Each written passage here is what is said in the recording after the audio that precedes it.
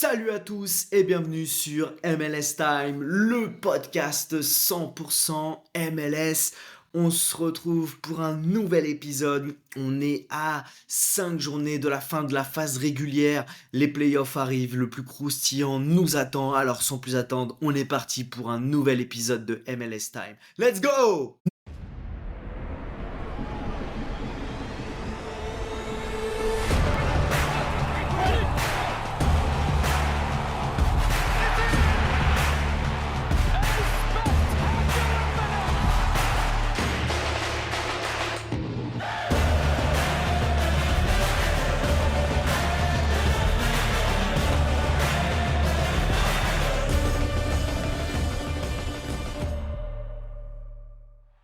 On est parti pour un nouvel épisode sur MLS Time. Je tiens tout d'abord à vous remercier tous ceux qui suivent assidûment le podcast. On tourne entre 300 et 400 écoutes par épisode. C'est totalement dingue pour une niche comme la MLS. Donc voilà, je tenais à vous dire merci sur ce début d'épisode. Et sans plus attendre, on va aller sur ce qui nous intéresse, soit la MLS, les actus aujourd'hui au programme, la nouvelle journée, donc la 48e journée. Mais avant tout ça, petit point classement, parce que vous savez, ça commence à vraiment compter les points pour les playoffs. On va faire ça assez rapidement. À l'ouest, on a déjà quelques équipes qualifiées, donc San Diego, Vancouver, Minnesota, LAFC. Ça sera important de noter que des équipes sont qualifiées dans vos équipes Fantasy Sport, parce que ça peut amener certains à faire tourner, même si ces équipes de tête vont jouer le Supporter Shield, hein. Pour rappel, le Supporter Shield, c'est un titre, on va dire, presque honorifique, même si vous êtes qualifié en CONCACAF Champions Cup en le remportant, mais c'est un titre qui vous donne champion de la saison régulière sur les 30 équipes de MLS, donc ça a quand même son importance. Donc on répète, à l'ouest, San Diego, Vancouver, Minnesota, LAFC sont qualifiés, Kansas City et les Galaxy sont éliminés. Ensuite, il y a un énorme duel pour de la 8e à la 12e place, parce que Portland, ils sont 7e, 42 points, ils sont même concernés, j'ai envie de vous dire. Mais Colorado, qui est 8e, à 39 points. Et Saint-Louis à 28 points et 13e. Et au-dessus, 12e, vous avez Salt Lake qui est à 34 points. Donc en fait, de Colorado 8e, 39 points, à Salt Lake 12e, 34 points, il y a 5 points. Il y a des équipes qui ont un match de retard comme Salt Lake et Dallas dans le lot. Donc c'est vraiment ultra ouvert pour les play-in, donc le barrage en vue de se qualifier pour les playoffs à l'ouest. Et à l'est, on a donc Philadelphie, Cincinnati, Charlotte, New York City et Miami qui s'est qualifié cette nuit en mettant 4-0 à New York City. New York City qui était privé d'Alonso Martinez qui avait fait un petit peu tourner. Et on a eu un très grand Messi. Donc voilà, déjà 5 équipes qualifiées à l'Est. Et ensuite, vous avez Orlando, 51 points, Nashville, 50 points, Columbus, 50 points, et Chicago, 45 points, avec New York, Red Bull, qui est 10e hors play-in, 43 points. Donc ça va jouer entre ces équipes, puisque New England, Toronto, Atlanta, DC, Montréal sont éliminés. Je tiens également à faire un petit aparté sur la différence de niveau entre les deux conférences. Je vous le dis depuis quelques années, la conférence Est, donc que je viens de vous évoquer, est pour moi largement au-dessus de la conférence Ouest. Ça se traduit également parce que quand vous voyez que une équipe comme Portland a 42 points et 7e, donc qualifiée en playoff, euh, c'est même pas le nombre de points qu'a New York Red Bull qui est 10e et qui n'est pas en playoff, hein. Pour vous donner un peu un ordre d'idée, Chicago 9e, 45 points, 45 points à l'ouest, c'est Seattle qui est 5e. Bon, pour moi, il y a vraiment une différence de niveau entre les équipes de haut de tableau et de bas de tableau à l'ouest. À l'est, c'est vraiment la guerre, même s'il y a des équipes comme Atlanta qui ont loupé leur saison, New England. Donc voilà. Eh bien écoutez, sans plus attendre, on va partir tout de suite sur les actus des clubs.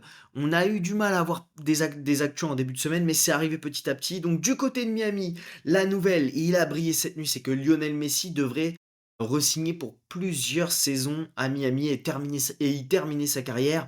Donc, totalement intéressant pour Miami. À l'inverse, Sergio Busquets devrait mettre fin à sa carrière à la fin de saison, donc à la fin des playoffs. Ça a son importance parce que je pense, enfin, c'est même sûr, c'est que De Paul, qui va devenir DP, va prendre sa place de DP puisqu'à Miami, il y a Messi, Alba et donc Busquets qui sont DP. De Paul récupérerait, le spot, en tout cas, de Sergio Busquets. Noah Allen, le défenseur, lui, a signé une prolongation de contrat jusqu'en 2028 avec une option pour 2029 pour le prolonger. Mascherano nous a donné des infos sur Fafa Pico en disant que sa blessure était mineure, qu'il allait bientôt revenir, donc je pense qu'à mon avis, Fafa Pico va être juste pour ce week-end mais semaine prochaine, ça devrait revenir. David Ruiz, vous savez, le jeune David Ruiz qui est très très souvent blessé depuis le début de saison, a dû subir enfin, j'ai envie de vous dire, une intervention chirurgicale pour régler le problème. Donc il va louper la fin de la saison régulière. Il y a une possibilité de revenir en playoff, mais c'est incertain. Voilà. David Ruiz qui était un jeune prometteur et qui a très très peu joué au final. Et on parle également de Tadeo Allende cette semaine. Donc vous savez qu'il est prêté par le Celta Vigo. Le prêt se termine à la fin de saison, il n'y a encore pas de discussion pour prolonger le prêt ou le signer, mais le joueur, lui, envisagerait de rester à Miami vu son temps de jeu qui est intéressant. Donc Tadeo Allende qui est vraiment un joueur décisif et une très bonne pioche de Miami. On passe à Seattle, on va faire quelques prolongations de contrat. Dans Reed Baker Whiting a signé jusqu'en 2028 une prolongation de contrat avec une option pour 2029. On passe à NYCFC, c'est Matt Freeze, le gardien, qui a signé une prolongation de contrat jusqu'en 2030. Donc c'est un contrat très long terme qui va l'emmener assez loin, malgré les intérêts de clubs européens. Et on a eu une info, donc Pascal Janssen, le coach, nous a dit, donc je vous ai dit tout à l'heure que Martinez, l'attaquant, était blessé face à Miami. Donc il est blessé au quadriceps et il est incertain pour le derby face au Red Bull New York ce week-end. Donc NYCFC qui est déjà qualifié en playoff, je pense qu'ils vont pas risquer de le blesser ou d'aggraver la blessure ou quoi, ils vont pas précipiter son retour et je pense qu'ils vont faire un peu tourner ce week-end. Minnesota, donc il n'y a pas de bonne nouvelle pour Kelvin Yeboah qui s'est blessé aux ischio-jambiers, qui a indiqué que ce serait une blessure qui l'emmènerait au moins à août jusqu'à la fin de la saison régulière. Et on a également Carlos Harvey qui est également out jusqu'à la fin de la saison régulière. Du côté de New England, Dort Tugerman est arrivé aux USA et est disponible pour jouer. À LAFC, Timothy Tillman, qui sera suspendu ce week-end pour une accumulation de cartons jaunes, a signé une prolongation de contrat jusqu'en 2028 avec une option pour 2029. Du côté de San Jose, eux, ils ont prolongé l'attaquant, Preston Jude. Du côté de Columbus, Mo Farsi a subi une opération d'une hernie. Son retour est incertain et indéterminé. Et la tuile continue, c'est que Wessam Abouali va être absent pour le reste de la saison régulière. Il s'est blessé tout simplement le week-end dernier à la cheville. Donc grosse tuile, puisqu'en plus, ils ont Diego Rossi et Zavadski qui s'entraînaient à part encore hier mercredi. Nancy a dit qu'il faisait le maximum pour que Rossi revienne contre Chicago, mais ce sera pas possible. Donc Columbus, hein, je le répète, qui est dans une situation qui est pas normale pour eux. Ils sont quand même huitièmes, donc même pas directement qualifiés en playoff. Pour le moment, ils sont en play-in au barrage. Et le barrage, si vous prenez barrage, c'est soit Chicago, soit les Red Bull New York. Donc c'est un gros morceau qui va attendre Columbus.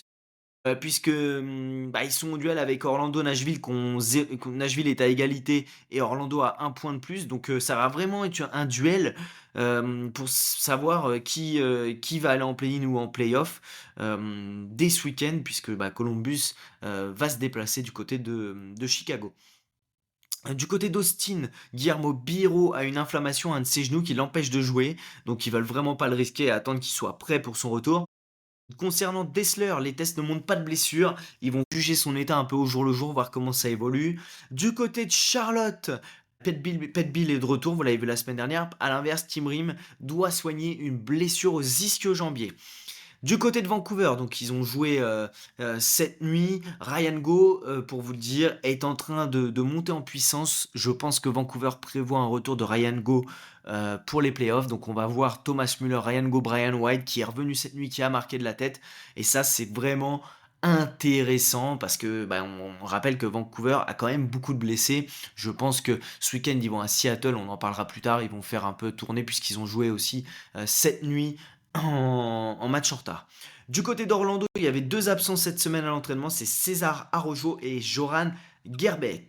Donc voilà. Et ben écoutez, pour les nouvelles de la semaine, je vous invite toujours à suivre sur X. Je vais repartager. Là, on est jeudi. On sait que souvent les infos, les conférences de presse, ça tombe le jeudi. Rapport de disponibilité, bien sûr, le vendredi aux alentours de 23 h. Sans plus attendre, on va aller sur le côté fantasy, Sorare, MLS Fantasy. Et c'est parti. On se retrouve tout de suite pour parler de la 36e journée de MLS. Danny Boyega scores! Impossible angle! Impossible is nothing to Danny Boyega! La 36e journée va démarrer samedi, match à 18 h entre Toronto et Miami. Donc Toronto est éliminé, 6 matchs nuls consécutifs, une fois 0-0 et 5 fois le 1 partout. C'est quand même intéressant parce qu'ils ont tenu 2 fois Columbus, au match nul dans cette série et une fois Philadelphie. Mais bon, ils ont gagné qu'un match sur leurs 10 derniers. Je pense que ça va se régler cet hiver avec l'arrivée d'un numéro 9, mais en tout cas, ce qui est intéressant, c'est qu'ils ont réglé les problèmes défensifs, mais voilà, ils ont du mal à marquer cette équipe et qui va certainement faire un beau mercato cet hiver. Miami, donc, comme je vous le disais en préambule, les 3e, 55 points qualifiés. Ils ont battu NYCFC 4-0 avec un grand Messi.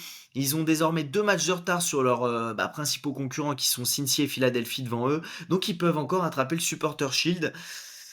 Bon, ce week-end, je pense que ça peut tourner, mais c'est une équipe qui va vouloir le Supporter Shield, donc attention. Il y a quand même des doutes. Je ne sais pas si Messi débutera. Suarez a été absent pendant 3 semaines avec sa suspension suite à la Leagues Cup, donc je pense qu'il va peut-être enchaîner.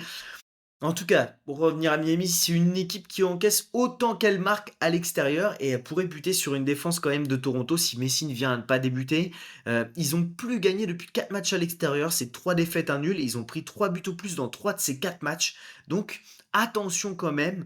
Moi je vois bien Messi quand même décisif s'il est titulaire, mais il y a risque de rotation et je vois bien quand même les deux équipes marquées. Donc du côté de Toronto, vous le savez, hein, Djordje Mihailovic est toujours un pic très intéressant. À vous méfier, attention, la semaine dernière, c'était Gavran au but, Johnson était de retour. Je pense que vu que la saison est terminée, c'est possible que le coach donne un peu de temps de jeu à Gavran, qui est la doublure de Johnson. Johnson reste bien sûr le numéro 1 vu la saison encore qui vient de sortir. Le second match, et là on passera directement dans la nuit, donc à 1 h 30 du matin, c'est Charlotte qui reçoit Montréal. Bon, Montréal, on va dire next, et à la saison prochaine, un dernier de la conférence. Je ne les vois à aucun moment pouvoir résister à cette équipe de Charlotte qui, à domicile, est quand même sur 8 matchs sans défaite. Bon, ils ont perdu à NYCFC le week-end dernier, mais avant c'était quand même 9 victoires de suite. Je vois pas Montréal tenir le défi athlétique, comme je vous le disais, et surtout technique. Enfin, une attaque comme Charlotte avec Toklo Matiza, Abada, Westwood au milieu, Bronico, une défense alors privée de Tim Rim, mais bon, vous avez quand même Malanda, vous avez Kalinja au but. Pour moi, c'est un des meilleurs match-up du week-end. Et moi, je vois bien Charlotte marquer 2 buts ou plus. Bon, bien sûr, dans les joueurs décisifs, vous avez Kalinja pour le clean sheet, Toklomati avec Wilfried Zaha devant. Malanda va être intéressant. Westwood est souvent intéressant à domicile. Donc voilà, pour moi, top match-up pour Charlotte face à Montréal. En même temps, on aura un DC qui va recevoir Philly. Philly est quand même sur 2 lourdes défaites à l'extérieur, puisqu'ils avaient pris 7-0 à Vancouver et 3-0 en coupe contre Nashville. Et c'est une seule victoire sur leurs 7 derniers déplacements, toutes compétitions confondues, Philadelphie, hein. Donc une victoire, un nul, 5 défaites pour être précis. Donc c'est pas rassurant, sachant que cette équipe de DC est éliminée, 9 matchs sans gagner chez eux, 4 nuls, 5 défaites. Mais c'est une équipe qui est un peu qui est relâchée, qui a plus rien à jouer. Donc attention Philadelphie qui va vouloir aller chercher le Supporter Shield, mais de pas se faire surprendre à DC qui est jamais un match facile avec un Benteke qui est quand même revenu un peu aux affaires. Donc moi je dis bon, Blake, Wagner, Iloski vont être intéressants. Quand même, je pense qu'ils vont avoir le dessus. À noter que Baribo sera suspendu pour une accumulation de cartons jaunes, donc c'est pour ça que je vous dis que ça va être Damiani Iloski devant. On passe à New England qui va recevoir Atlanta, donc match qui compte, on va dire, pour du beurre. Les Ravens sont 11e, 32 points. Atlanta est 13e, 27 points. Bon, New England, Caleb Porter s'est fait virer il y a une semaine. 4 matchs sans victoire, 3 défaites, 1 nul. Saison kata, ils ont remporté que 3 de leurs 22 derniers matchs, toutes compétitions confondues.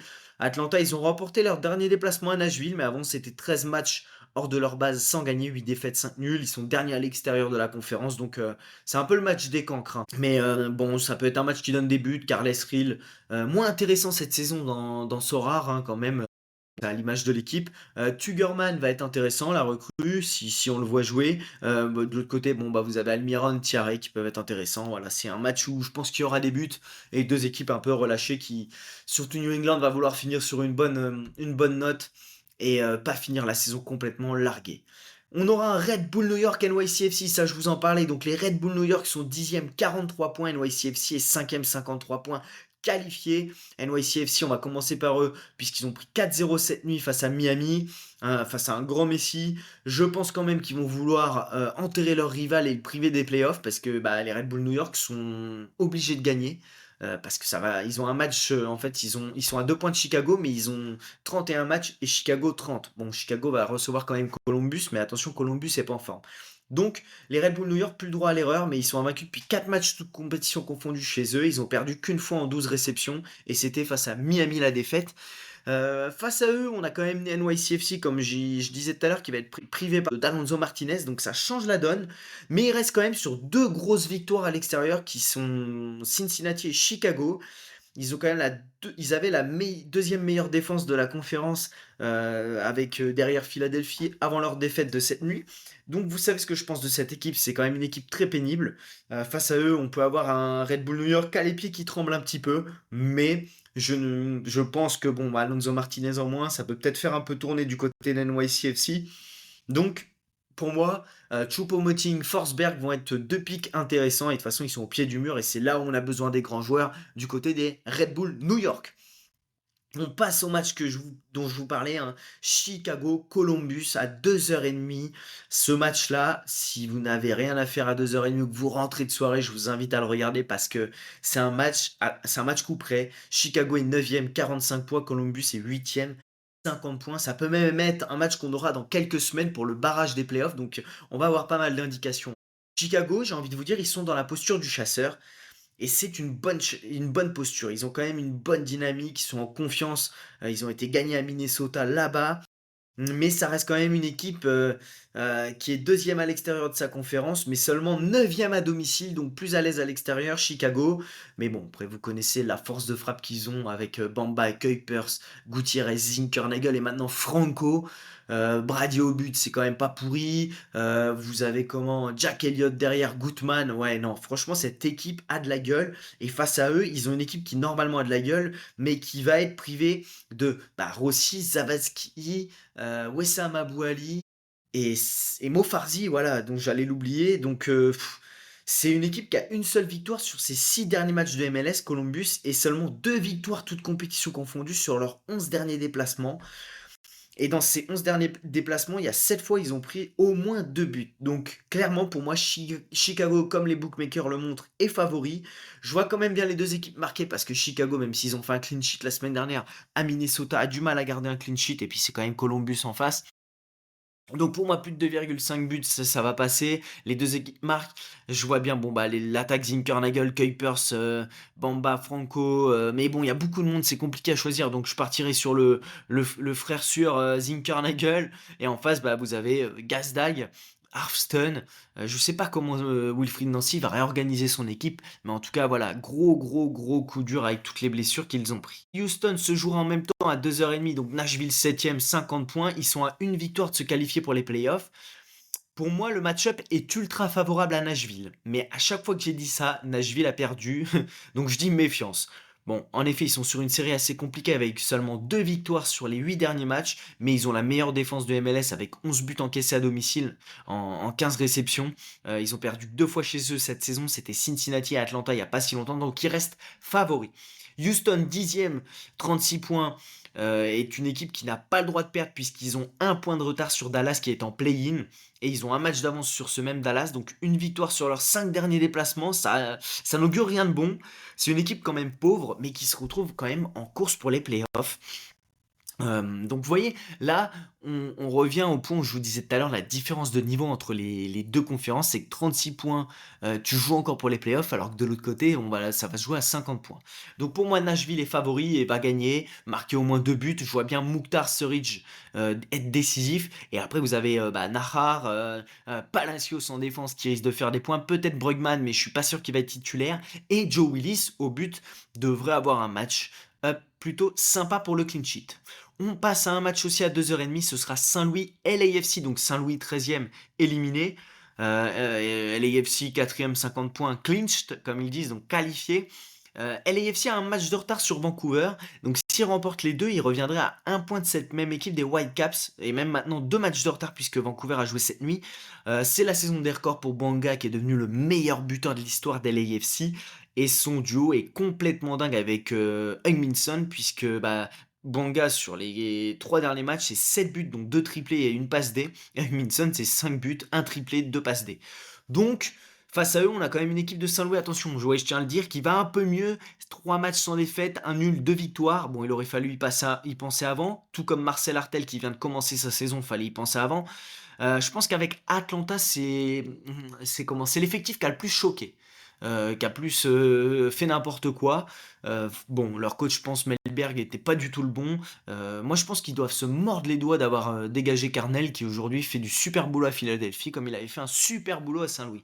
Donc, au final, LAFC, même si c'est à l'extérieur et qu'ils sont un peu moins à l'aise à l'extérieur, c'est mieux depuis quelques temps à l'extérieur, puisqu'ils sont quatrième de leur conférence. LAFC favori, et puis bien sûr, vous savez qui tenter, hein, c'est Bouanga Son, qui risque de régaler encore une fois.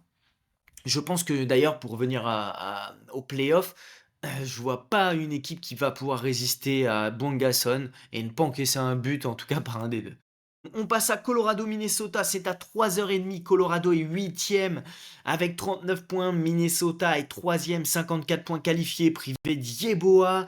Ils sont 3e à l'extérieur. Minnesota, Colorado, on sait qu'à le domicile, c'est une équipe qui alterne le bon et le moins bon, mais qui est toujours plus à l'aise. C'est clairement un match pas évident à cibler, je sais pas vraiment quoi en dire.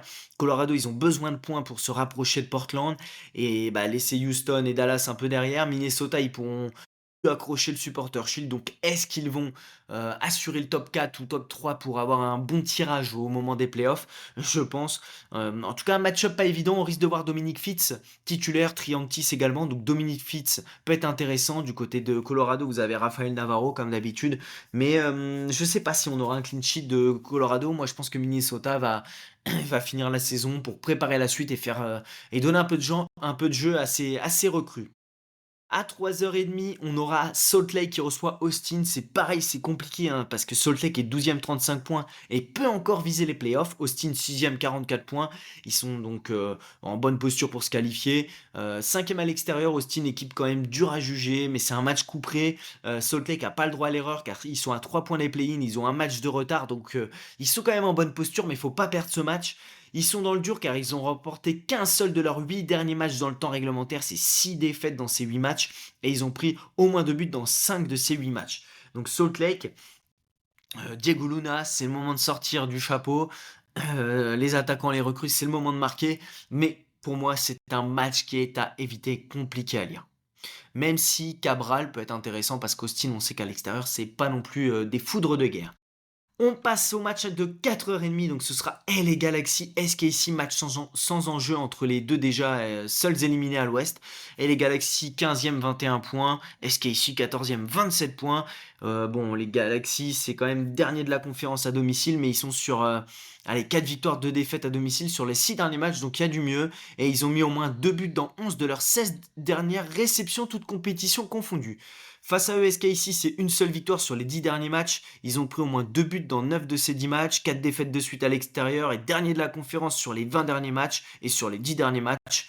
Ils ont pris que 4 points. Donc on est vraiment sur une équipe de SKC qui peut prendre le feu par Pencil, Peck, qui devrait être intéressant, même Marco Reus. On passe au match, de Dallas qui va se déplacer à Portland. C'est un autre match couperé. Dallas avait gagné 2-0 à domicile le 10 août, donc Portland est 7e, 43 points. Ils ont 4 points d'avance sur Colorado et 5 sur Dallas, donc ça peut aller très vite. Pas le droit de laisser les 3 points à leurs visiteurs. Ils ont fait un nul cette nuit face à Vancouver, un partout, donc c'est quand même 3 victoires sur leurs 4 derniers matchs à domicile, Portland. Un seul clean sheet sur leurs 9 derniers matchs. Que face à eux, Dallas, qui a un point d'avance sur Houston, on le disait, un premier concurrent hors play-in. Ils continuent leur belle dynamique, c'est une seule défaite sur leurs 9 derniers matchs. Ils ont perdu qu'une fois en 6 matchs à l'extérieur et c'était à LAFC. Quand même indécis où je pense qu'on va voir quelques buts.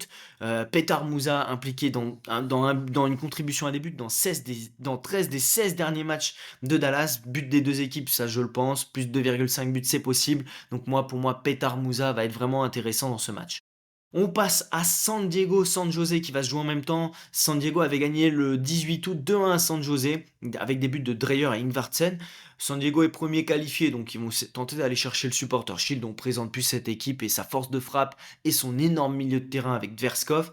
Face à eux, San José 11e, 35 points en perdition totale. Tonton Bruce, il va nous faire de la bouillie malgré le matériel à disposition. 14e sur les 15 derniers matchs avec 13 points pris.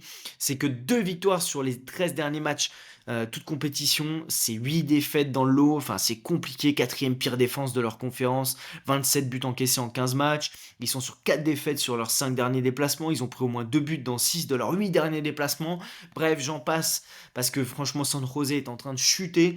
C'est deux dynamiques très opposées. Donc moi, je vois vraiment San José se faire éclater à San Diego. Après San Diego, est-ce qu'ils vont lever le pied? Je ne pense pas. Donc Dreyer, Lozano sont en feu, c'est à tenter. Verskov également au milieu. Et Pellegrino, bon, ancien de San José, qui est maintenant à San José, qui était titulaire la semaine dernière, va être intéressant et pourrait marquer. On sait souvent que les ex-joueurs marquent face à leur ancienne équipe.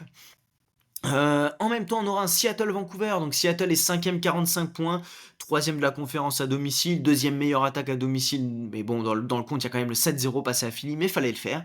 3 matchs sans gagner, toutes compétitions confondues, et 2 défaites en MLS sur leurs 2 derniers matchs, qui étaient donc ils ont perdu contre Miami et Austin, mais à domicile, ils sont invaincus depuis 10 matchs et ont mis au moins 2 buts dans 8 de ces 10 matchs. Donc Seattle, je pense que Vancouver en face, qui est deuxième qualifié, qui a joué cette semaine donc 1-1 à Portland avec une égalisation à la 88e de Brian White, va s'occuper de régénérer les forces, d'éviter d'avoir beaucoup de blessures et pourrait faire tourner. Donc Seattle est favori, mais attention, Vancouver c'est quand même un collectif, même si pour moi ça va être intéressant de jouer des joueurs comme Fry au but ou Thomas. Fry était malade la semaine dernière, donc je sais pas si vraiment il est revenu à fond cette semaine. Yemar, bien sûr, Ragen, Roldan intéressant, le frère Roldan au milieu, Rusnak, Musovski, voilà, bon, vous avez pas mal de joueurs intéressants du côté de Seattle, bien sûr, Pedro de Las Vegas qui devrait être intéressant. Le dernier match, ce sera dans la nuit de dimanche à lundi à 1h du matin, c'est Cincy-Orlando. Cincy est deuxième, 58 points qualifié en course pour le Supporter Shield. Il reste quand même sur 5 défaites. Il restait, excusez-moi, sur 5 défaites de suite à domicile avant de battre Nashville. Ils sont 9e à domicile seulement. Mais moi, ce que je vois d'intéressant, c'est qu'Evander Brenner, ça commence à cliquer. J'en parlais avec QTN en privé, je sais pas si Denki va rester à la fin de saison. Je suis quand même assez déçu de Denki. Et maintenant qu'il y a Brenner avec Evander, c'est clairement là où ça clique. Les deux se trouvent les yeux fermés. Et Denki a un peu mis à part, même si il a fait une passe D. Ça fait, je crois, 6 matchs qu'il a pas marqué en MLS. Et je trouve quand même que le joueur est assez limité techniquement et qu'il rentre pas dans le Evander Ball, on va dire. Du côté d'Orlando, c'est 6e, 51 points. Bon, ils ont regagné la semaine dernière à domicile, mais on sait qu'à l'extérieur, c'est une toute autre histoire avec 3 défaites, un nul sur leurs 4 derniers déplacements où ils ont pris 11 buts. Mais ils sont quand même troisième de la conférence à l'extérieur et ils ont remporté leurs 2 derniers matchs à Cincinnati. Donc moi je vois bien un match à but, un 2-1, 3-1 pour Cincinnati avec bien sûr vous avez un joueur décisif Oreda, Evander, Brenner. Je ne sais pas si Celentano était de retour, mais à surveiller. J'ai oublié de vous faire un point sur les joueurs suspendus. Je vous l'ai dit un peu à la volée et je vais vous le faire là. Donc Ocampo du côté de Vancouver et Kubas sont suspendus. Ty Baribo, je vous l'ai dit, est suspendu. Peyton Miller est suspendu à New England. Romero, Minnesota est suspendu. Telasco Segovia à Miami est suspendu. Bon, après, Greg Vanney, ça, c'est le coach qui est suspendu. Isaiah Parente, les Galaxies, suspendu. Timothy Tillman, suspendu. Et Pablo Ortiz à Houston est suspendu. Donc voilà pour les suspensions. Côté fantasy, donc je vous l'ai dit, pour moi, le meilleur gardien ce week-end, ça va être Kalinja. Blake, s'il est de retour, va être intéressant. Joe Willis également. Stéphane Frey ou Andrew Thomas, suivant les dernières infos qu'on aura. Donc pour les défenseurs, vous m'avez entendu, hein, Kai Wagner, bah, c'est un peu automatique. Nate Ariel également. Yemar Gomez Andrade, Ragen, Roldan, suivant ce que vous avez. Malanda va être intéressant. Narar, Palacios également. Sur les milieux, donc ce sera du Evander, toujours à domicile, ce génie. Rusnak, Forsberg, Rill, Tverskov, Alan Franco de Chicago. Moi, je l'ai mis dans mon équipe pour les Masters parce qu'il a un très petit L15 et c'est très intéressant. Et Ali Mouktar à ne pas oublier. Dans les attaquants, vous avez Bongasson, vous avez Messi, Suarez si Messi est titulaire, Zinkernagel bien sûr, Bamba aussi, Kuipers si vous les avez, suivant ce que vous avez, hein, je vous donne vraiment les tendances. Dreyer Lozano et Pellegrino s'il est suspendu. Iloski va être intéressant pour Philly. Choupo-Moting, parce que c'est un gros match, c'est un derby. Alonso Martinez ne sera pas remis, donc je le retire. Pinsil, Peck, intéressant. Zaha Toklomati et Sam Surridge. Et bien voilà, on arrive au bout de cet épisode. Un grand merci à tous pour votre attention. Et puis je vous dis à très bientôt pour un nouvel épisode de MLS Time.